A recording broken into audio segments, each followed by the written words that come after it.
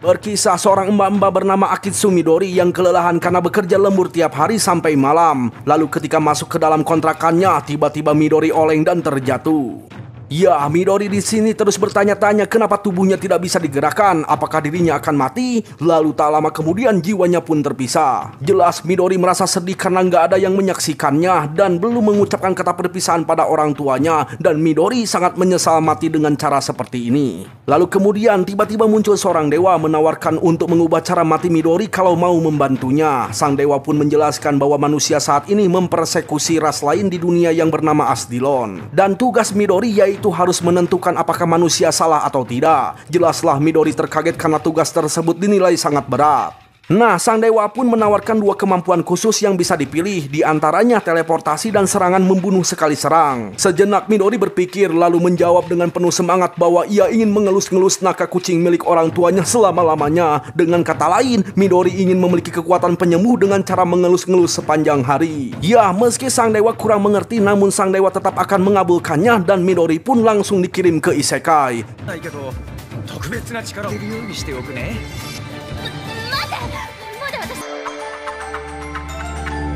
Ya, inilah anime isekai de Mopu Mopu Nade Nade Suru Tameni Ganbetsa. Rau. Yo, hello bro, gimana kabarnya? Semoga kalian diberi kesehatan dan rezeki yang melimpah. Kali ini kita akan membahas anime baru di bulan Januari 2024. Yeay, selamat tahun baru ya bro. Nah, untuk judulnya karena terlalu panjang kalian bisa cek di kolom deskripsi ya. Pokoknya anime ini bertema isekai bro, dan pastinya anime ini cocok buat kalian yang menonton sambil ngopai ditemani manisan buah melon, semangka, mangga, dan mungkin yang lain-lainnya gitu. Maka dari itu, gak usah banyak cincong, mari kita langsung gaskan saja.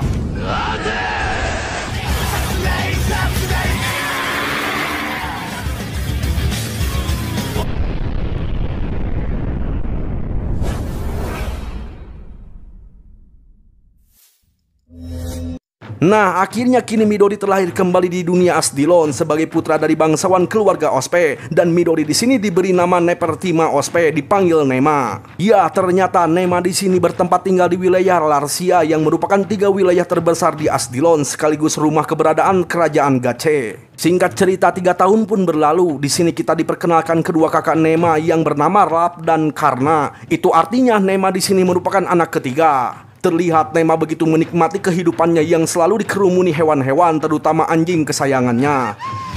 Nema!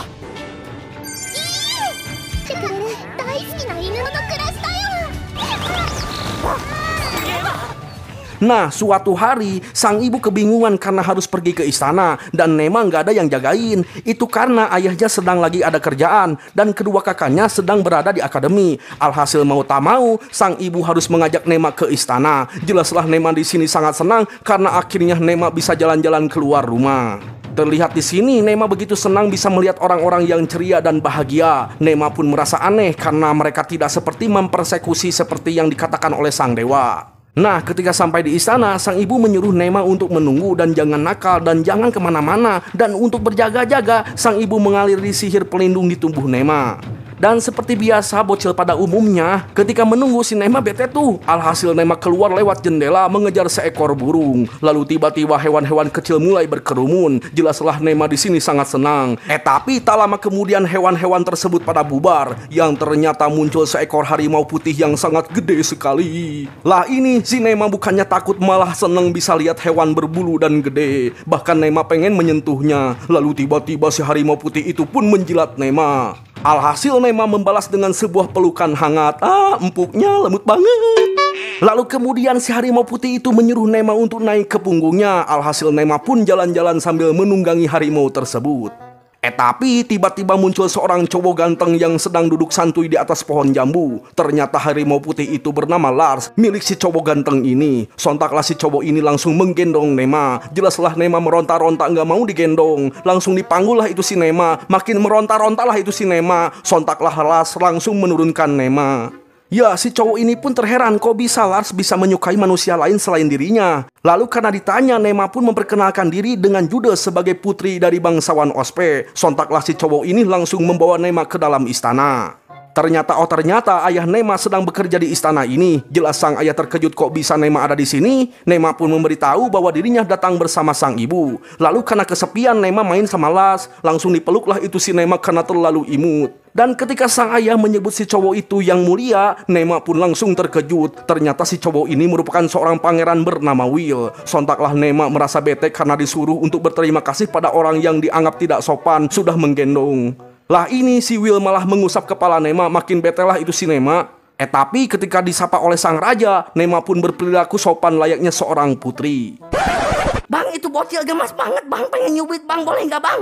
Itu bukan bocil, udah mamah loh. Oh iya bang. Ya lanjut. Nah karena sang raja menyukai Nema yang imut, Nema diperbolehkan main ke sini bersama Lars lain kali. Lars wa suki ka ne? Mata asobi ni oite. Singkat cerita, ketika sampai di rumah, Nema dimarahin sama si ibu. Itu karena Nema kagak menuruti perintah sang ibu, bahkan menunggangi harimau langit. Mendengar harimau langit, sontaklah Nema makin senang pengen main lagi sama Lars. Dan sang raja pastinya mengizinkan hal itu. Alhasil sang ibu pun gak bisa melarangnya. Tapi harus diingat, Nema gak boleh main sama Lars asal jangan kelihatan oleh orang lain, apalagi tetangga. Itu karena Lars merupakan hewan suci yang bisa menggunakan kekuatan elemen sebagai sihir, sebagai berkah dari dewa. Berbeda dengan manusia yang hanya memiliki sihir dengan rapalan. Dan hewan suci itu bisa tumbuh karena terikat kontrak dengan tuannya. Ya, di sini Nema gak peduli dengan hal itu karena Nema hanya ingin mengelus-ngelus Lars. Sang ibu pun menegaskan bahwa Nema boleh main sama Lars, tapi jangan sampai dilihat tetangga. Ya, jika disimpulkan, kedua orang tua Nema di sini sangat cemas jika orang-orang tahu Nema memiliki kekuatan khusus. Contohnya bisa menjinakkan hewan langit.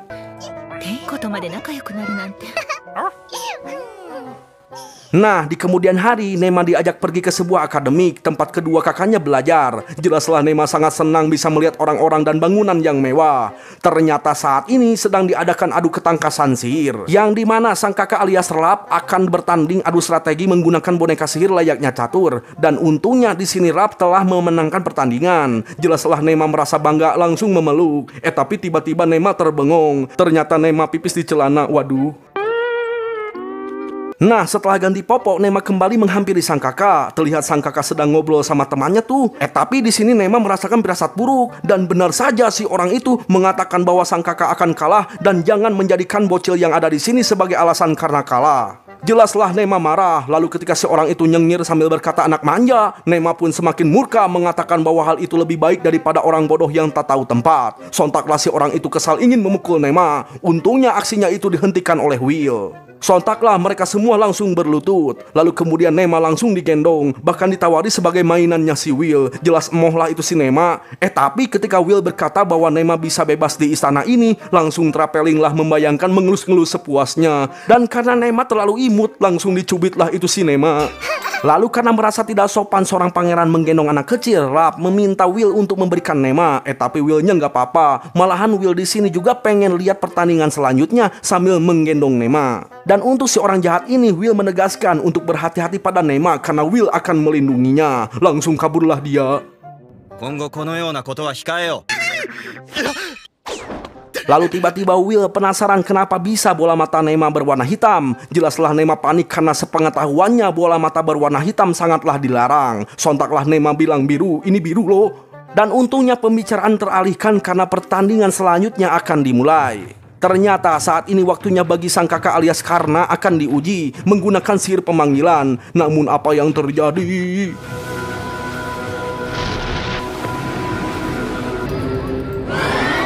Ya, sungguh tidak disangka monster yang dipanggil Karna berupa sosok naga suci. Ya, karena sulit memanggilnya, kita panggil saja Nui ya. Nah, di sini Will sangat cemas itu karena Nui hanya memiliki dua jenis sihir, yaitu sihir api dan air. Sedangkan sihir air milik Nui terlalu lemah dibandingkan sihir apinya. Yang jelas Nui berada di posisi yang tidak menguntungkan. Tapi di sini sang ibu sangat yakin, bahkan Nui pun sangat yakin bisa menaklukkan sang naga. Dan karena ini terlalu berbahaya, sontak Nema langsung terjun untuk menyelamatkannya. Dan tiba-tiba muncul energi sihir elemen sehingga Nema mendarat dengan selamat. Lalu Nema pun berlari menghampiri sang naga, membuat semua orang terpanik. Dan tiba-tiba Nema malah melindungi sang naga agar orang-orang tidak menyerangnya. Jelaslah semua orang terheran, bahkan tetangga juga heran. Ada apa ini? Apa yang terjadi? Dan tiba-tiba si naga itu mencoba berbicara pada Nema, mengatakan bahwa para manusia di hadapannya memiliki aura seperti ingin memangsa dan rasa benci. Dan sang naga tidak terima akan hal itu. Sontaklah Nema memberitahu bahwa bertarung itu menyakitkan loh, nanti kamu terluka. Tiba-tiba Nema penasaran ingin mengelus sisik naga. Seperti apa ya rasanya? Waduh, ini si Nema nggak ada takut-takutnya bro. Tapi perlu kalian ketahui, yang bisa mendengar suara naga hanyalah Nema seorang. Dan karena Nema tidak memiliki rasa takut, sang naga langsung mendekati Nema. Dikira akan dimakan, ternyata sang naga mau dielus sama Nema. Jelaslah semuanya terheran, bahkan Will pun tidak percaya akan hal itu. Lantas sang naga pun berjanji jika Nema membutuhkan bantuan, sang naga akan membantu Nema. Dan kelak dewasa nanti Nema akan dijadikan sebagai tuan bagi sang naga. Dan untuk saat ini sang naga memberikan sebuah orb sebagai penghubung antara Nema dan sang naga. Sang naga pun menjelaskan bahwa orb tersebut memiliki daya sihir, bahkan bisa diubah bentuk sesuai keinginan Nema. Sontaklah Nema membayangkan suatu bentuk agar gampang dibawa. Dibentuklah jadi tas boneka lucu. Duh bang, boleh nyubit gak bang? Gak boleh. Nah, di sini sang naga pun memperkenalkan diri bernama Sol. Setelah itu sang naga pun pergi entah kemana.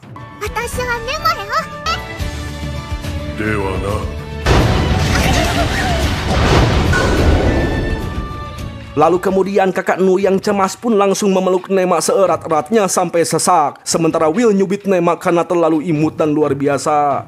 Nah, di sini Will menyuruh ayah Nema untuk memanggil para penyihir istana untuk menyelidiki masalah ini. Dan ingat, ayah Nema harus menjaga Nema karena mulai saat ini Nema akan menjadi incaran para tikus istana yang haus akan kekuasaan. Keesokan harinya, Nema beserta ayah dan ibunya dipanggil menghadap sang raja untuk menjelaskan apa yang terjadi sebelumnya. Ternyata sang raja di sini ingin mengetahui apakah Nema telah menjalin kontrak dengan sang naga. Sang ayah pun menjawab bahwa Nema tidak melakukan kontrak formal, itu karena Nema tidak diberkati binatang suci. Ternyata sang raja di sini sangat cemas jika Nema menggunakan sihir sang naga, membuat istana ini terancam. Sontak sang ayah pun berjanji bahwa ia akan mendidik Nema supaya tidak menggunakan sihir dari sang naga. Jelaslah Nema di sini merasa bersalah telah menempatkan sang ayah dalam posisi yang sulit. Lalu tiba-tiba si bapak ini yang merupakan direktur pusat penelitian sihir mencoba menjelaskan bahwa kemunculan sang naga akibat keteledoran pembuat pelindung di arena akademi. Itu karena seharusnya jika pelindung itu aktif, maka takkan ada orang yang bisa memanggil monster di luar Nurul. Ya, intinya Mak Nui tidak bersalah. Dan kemunculan naga bisa jadi itu adalah kehendak dari sang dewa. Langsung betelah itu si Nema, ternyata ulah si dewa ya. Nah, kemudian seorang imam dari gereja berpendapat bahwa masalah ini memanglah kehendak dewa. Buktinya di istana ini sudah banyak berkat darinya, yaitu kemunculan binatang-binatang suci. Dan mungkin semua ini bertujuan agar manusia mampu membawa dunia ini menuju era ketenangan di bawah kekuasaan manusia. Disinilah Nema baru menyadari bahwa ternyata di dunia ini ada orang yang mencoba mencuci otak dengan menggunakan embel-embel sang dewa. Tapi jangan berburuk sangka dulu. Begitulah kata Nema. Lalu kemudian Nema kesal dengan Will yang terus melihatnya. Tapi ketika Will menawarkan untuk bermain dengan Lars, sontaklah Nema langsung seneng, pengen meluk si Lars sepuasnya. Langsung nangkelah itu si Nema.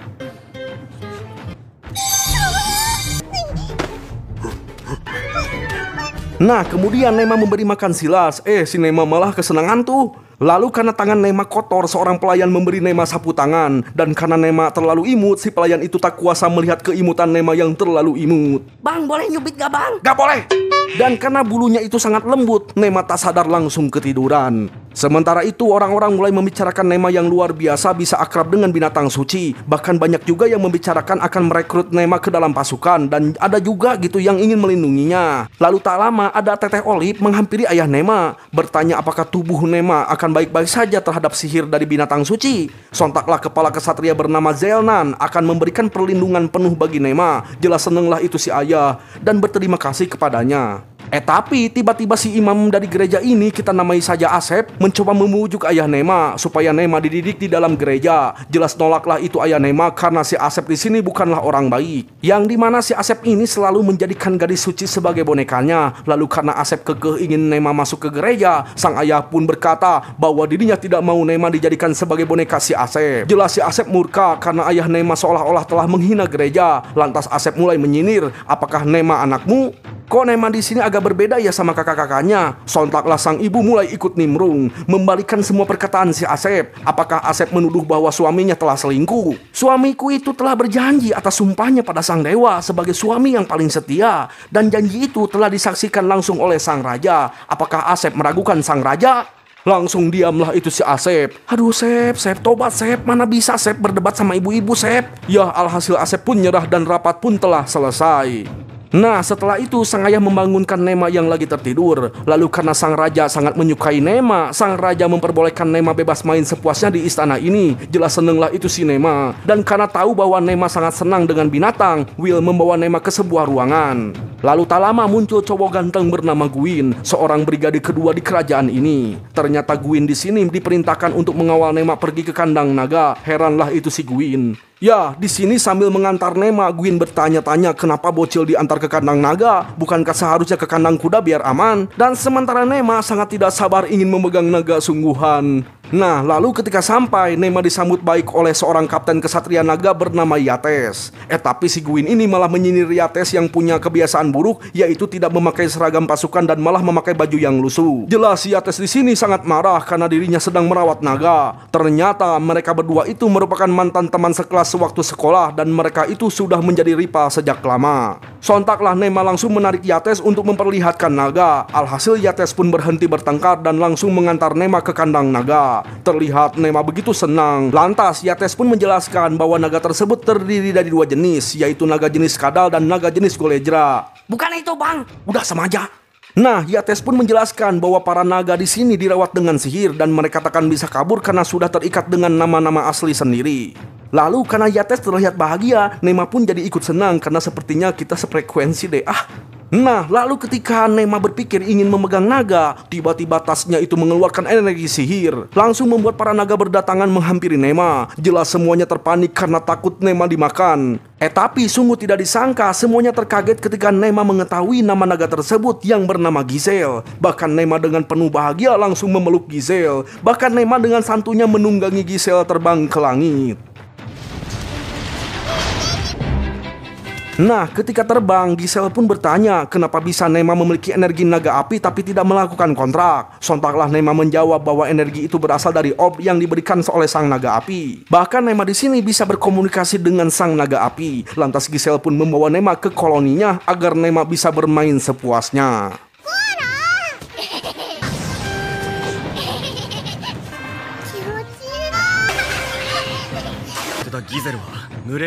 Nah, sementara itu di sini Yates begitu terkejut melihat Nema yang mampu menunggangi sang pemimpin koloni naga. Lantas Gwyn bertanya apakah Yates tahu tentang naga api. Yates bilang bahwa dirinya juga melihat naga tersebut ketika pergi dari akademi. Disinilah Yates baru menyadari bahwa Nema memiliki orb naga api yang merupakan item legendaris. Sontaklah Gwyn memberitahu bahwa meski Nema belum melakukan kontrak, tapi Nema sudah dianggap menjadi sang penguasa naga api. Lalu tak lama Nema pun pulang sambil menunggangi Lars, berikut diikuti oleh seluruh naga. Jelaslah Yates makin terkejut siapa Nema sebenarnya. Nah, di kemudian hari Nema diajak pergi ke kandang binatang langka. Lantas Nema dikenalkan dengan seorang kapten pasukan khusus bernama Lestin Ogma yang dipanggil Les. Sontaklah Les bergumam di dalam hati bahwa Nema tidak nampak istimewa seperti yang diceritakan orang-orang, alias hanya terlihat seperti bocah biasa. Lalu karena teringat cerita dari Yates yang mengatakan bahwa Nema mampu menjinakkan naga ketua koloni, Les akan membuktikan seistimewa apakah itu si Nema. Nah, pertama-tama Nema ditunjukkan seekor kuda yang gagah memiliki bulu lembut bernama Uas. Uas di sini merupakan seekor kuda ketua kawanannya. Sontaklah Nema sangat senang bisa melihat kuda yang nampak gagah sekali. Tapi si Nema malah dicuekin sama si Uas. Betelah itu si Nema. Dan karena tubuhnya masih kecil, Nema nggak bisa ngelus itu si Uas. Lalu ketika Les menceritakan bahwa Uas adalah kuda yang judes, langsung murunglah itu si Uas. Nah, disinilah Nema baru paham bahwa Uas bukannya judes, melainkan ia tidak mau didekati oleh orang yang tidak dikenal. Langsung akurlah mereka berdua. Sontaklah Les langsung memeluk si Uas sambil mengatakan maaf karena sudah salah paham. Nah, untuk jalan-jalan mengelilingi kandang yang luas ini, Les menyarankan menaiki kuda putih bernama Hag. Langsung travelinglah itu si Nema membayangkan kuda putih yang cocok untuk sang kakak yang gagah. Singkat cerita mereka pun mulai berkuda. Terlihat banyak jenis-jenis binatang, bahkan ada bagongnya juga bro. Tapi tiba-tiba muncul anak bagong. Langsung kagetlah itu si Nema karena para anak bagong mulai mengejarnya. Les pun menjelaskan bahwa hal tersebut memang sudah biasa, karena anak bagong memang suka main kejar-kejaran gitu bro. Sontaklah UAS langsung menjingkrak membuat para anak bagong kabur. Lalu kemudian Les mengajak Nema untuk melihat sekawanan burung unta. Les menjelaskan bahwa burung unta memiliki kecepatan berlari yang sangat cepat. Maka dari itu burung unta sering digunakan untuk mengirim surat dalam keadaan darurat. Tiba-tiba Nema merengek ingin naik burung unta. Dan karena Nema maksa, alhasil Les mengajak Nema untuk menunggangi burung unta. Terlihat Nema begitu semangat meminta Les untuk melaju dengan cepat secepat-cepatnya. Jelaslah si Les ini terheran, yakin mau cepat gitu. Sontaklah si burung unta pun langsung melaju cepat, hingga Nema teriak-teriak bahkan hampir sesak napas, bahkan hingga membuat Nema pusing itu. Ya alhasil Les langsung mengeluarkan sihir anti angin. Betelah itu si Nema, kenapa enggak sejak awal gitu. Nah setelah turun Nema langsung oleng, padahal kecepatannya itu baru 50% loh. Sementara itu Yates ketawa ketiwi lihat Nema seperti itu.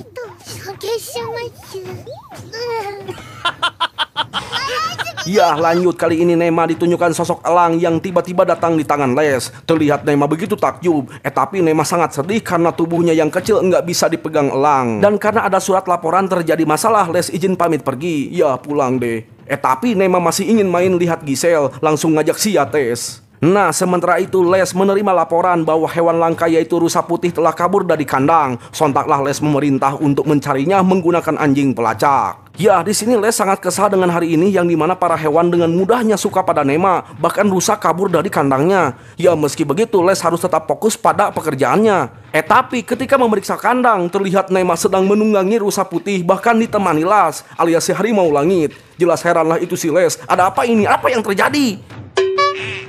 Nah, Nema pun menjelaskan bahwa dirinya ketika main sama Giselle ketemu rusa putih lagi tersesat. Jadinya main deh sama si rusa putih dan Lars gitu. Disinilah Les mulai paham dan tidak akan lagi meremehkan Nema. Bahkan Les sedikit iri ingin punya juga sebuah skill yang bisa membuat hewan-hewan makin cinta seperti Nema.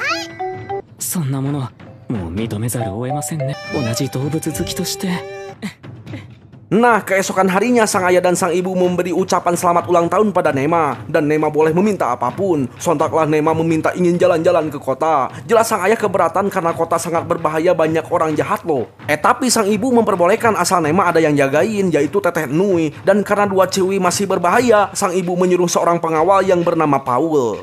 Singkat cerita, Nema pun sudah sampai di kota bersama Teteh Nui dan Paul. Nah, di sini Teteh Nui menjelaskan bahwa ibu kota dibagi 4 kawasan yang berbeda. Kawasan bangsawan, kawasan komersial, kawasan industri, dan kawasan umum. Lalu ketika tiba di sebuah pasar, Teteh Nui mengajarkan Nema tentang mata uang dan harga yang harus dibayar untuk berbelanja. Setelah mengerti, Nema pun langsung cari jajanan. Ketemulah jajanan paha kalkun bakar, langsung dibeli 3. Lalu Nema kembali ke Teteh Nui. 1 paha kalkun bakar diberikan sama Teteh Nui, 1 lagi buat Paul, dan 1 lagi buat si anjing. Lah, buat Nema mana bro? Tiba-tiba Nema mencium aroma manis dan enak yang membuat perut kukurbukan. Ternyata aroma tersebut berasal dari kue yang dinamai manisan kue Pepe. Langsung ngacirlah itu si Nema mau beli 3. Bang, serius bang, gue pengen nyubit bang, gemes banget bang. Gak boleh.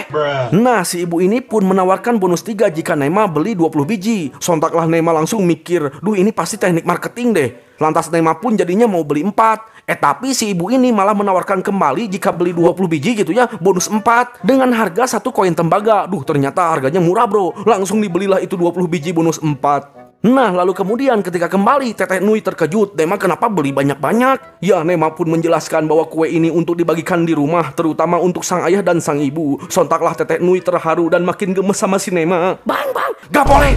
Nah lanjut, kali ini Nema diajak ke sebuah kafe. Tapi ketika masuk, Teteh Nui terkejut ketika melihat teman-temannya ada di situ. Loh, kenapa terkejut? Bukannya harusnya senang? Ternyata teman-teman Nui yang ini sangatlah eblek, yang dimana mereka langsung nyinyir, mengatakan bahwa Teteh Nui bernasib malang, punya adik yang gagal, alias cuman sekedar pencinta hewan, nggak punya sihir, bahkan nggak mirip dengan ibunya, dan rambut dan juga bola mata yang berwarna hitam. Oh, santuy dulu mbak, nggak usah nyinyir mbak. Sontaklah Teteh Teteh Nui membalikan perkataan mereka, yang dimana hanya orang yang memiliki berotak tinggilah yang bisa memahami kehebatan Nema, seperti halnya keluarga kerajaan. Maka dari itu tidak sepantasnya Teteh Nui berserta keluarganya bergaul dengan orang-orang yang berotak rendah dan mulut yang cocotnya eblek. Slebeo. 初対面の相手を貶めるはず。そんな品位のない方と付き合いましょう。ではごきげんよう。 Nah, ketika sudah pulang ke rumah, Nema bergumam di dalam hati, mengagumi kakaknya yang hebat membalikan perkataan mereka dengan anggun. Lalu ketika masuk ke dalam kamar, tiba-tiba... Nema, 驚かせたくて秘密にしていたんだよ。 Jelas Nema terkejut dan terharu melihat semua orang ada di sini untuk merayakan ulang tahun Nema. Bahkan sang raja pun ikut hadir bersama sang ratu. Langsung nangislah itu si Nema. Ih, jadi ikut nangis deh.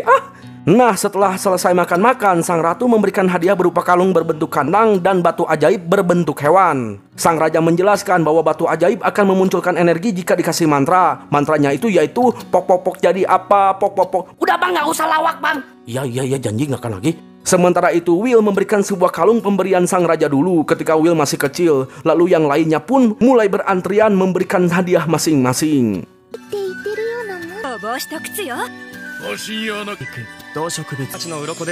Lalu terakhir dari Les berupa bayi burung elang. Jelaslah Nema seneng. Ternyata Les sengaja memberikan bayi burung ini karena teringat ekspresi Nema yang begitu suka ketika melihat burung elang yang kemarin.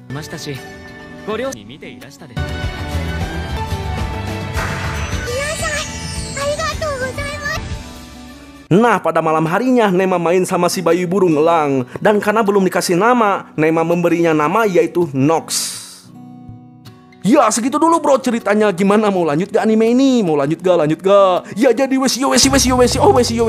Yang artinya halo para pemirsa, jangan lupa like dan subrek-nya agar Bang Ultranya semangat terus untuk membuat konten-konten terbarunya sambil menikmati secangkir kopi yang ditemani melon, mangga, semangka dan lain-lainnya. Pokoknya setiap konten yang ditonton ambil baiknya buang buruknya. Terima kasih telah menonton. Saya Nora, goodbye. Ingat jangan lupa bahagia ya pemirsa.